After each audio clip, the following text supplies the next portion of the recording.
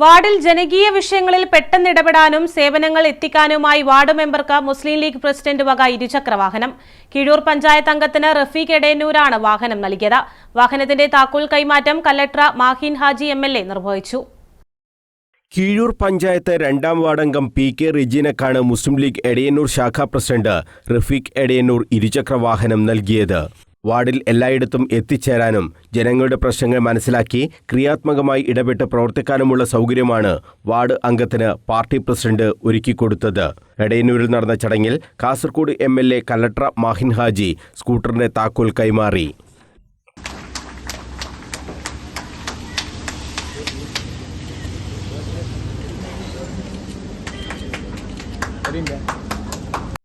ശാഖാ പ്രസിഡന്റ് റഫീഖ് എടയന്നൂർ അധ്യക്ഷത വഹിച്ചു. മുസ്ലിം ലീഗ് കണ്ണൂർ ജില്ലാ പ്രസിഡന്റ് അബ്ദുൽ കരീം ചേലേരി മുഖ്യപ്രഭാഷണം നടത്തി.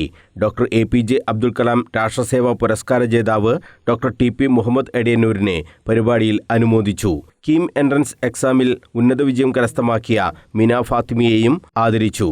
EP ഷംസുദ്ദീൻ, എക്യൂബ് Elambara, PCP Muhammad, youth league ജില്ലാ ട്രഷറർ ഷബീർ എടയന്നൂർ, അയൂബ് കൊതേരി, ഷുഹൈബ് കൊതേരി, KK ദീപേഷ്, സതീശൻ, വാർഡംഗം PK Rijeena, VK Siraj, KK Ali, SM Rishad തുടങ്ങിയവർ സംസാരിച്ചു. News bureau, Kannur.